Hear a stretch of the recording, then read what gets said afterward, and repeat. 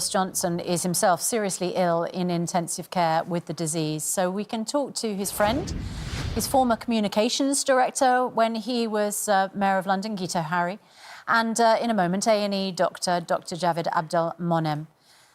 Guto, I wonder when you last spoke to Boris, you know, I think it came as a bit of a shock to everybody after seeing him at the end of last week, hoping that he was going to emerge from his 7 days of self-isolation and then all of a sudden taken into hospital and then all of a sudden his condition deteriorating.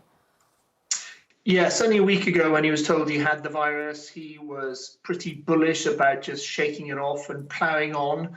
And that's pretty much what he did. But when I saw him, like everyone else, standing outside number 10, leading the applause for NHS workers on Thursday, I thought he looked pretty rough. Now, I'm told all week he has scaled back some of the direct work that he's been doing. He's delegated a lot of that. He's taken medical advice.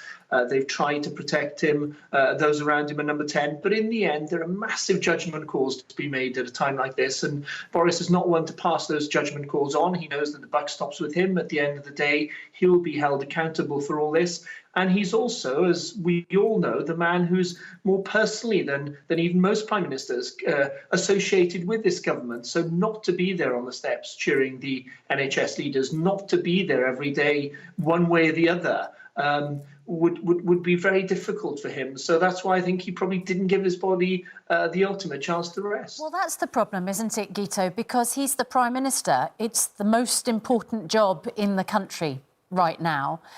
When you're suffering symptoms, you know, most people will just retreat a little bit.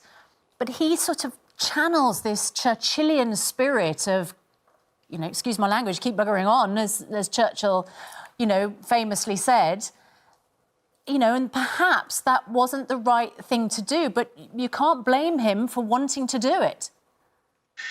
You certainly can't blame him. It's a very important metaphor. He leads by example. He wanted us all to know that, you know, we can get through this, be it in its very nature. In 4 years of working extremely closely with him, I don't really remember him being ill. I don't even remember him being tired. And he has this sense that if he wasn't involved, if he wasn't leading from the front, then no matter how capable the people around him, they wouldn't quite bring the sense of determination, the sense of urgency to that. And the second thing is communicating.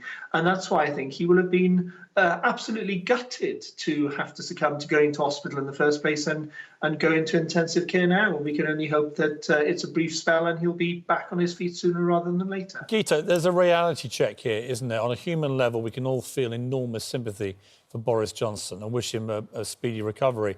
But once you get to intensive care, after 2 weeks of having this, it's quite clear that A, he is temporarily incapacitated, and more likely that he will be out of action for minimum, I would have thought, several weeks after this.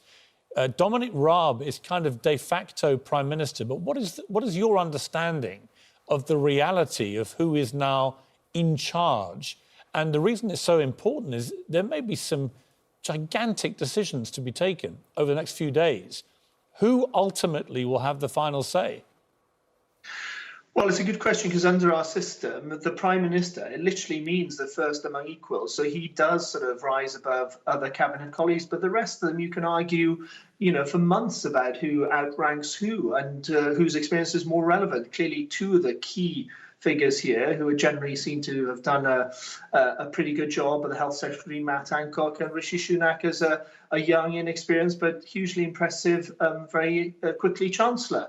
But take out sort of the Prime Minister out of that, and there's nobody to make the call when different people, and people do, not just out of personal rivalry sometimes, but out of genuine policy differences. The only person who can make a judgment calls when there's dispute within the cabinet is the Prime Minister himself. That's why over the next few days, if it's a matter of, you know, implementing what has been decided, chasing up the testing, chasing up the sort of logistical preparations, communicating what's happening, that's all very well and done. But when there are massive calls to be made, they're the ones that Boris Johnson, any Prime Minister, would want to do. And he is, you know, a huge character in that sense and looms even larger over his cabinet than most Prime Ministers do.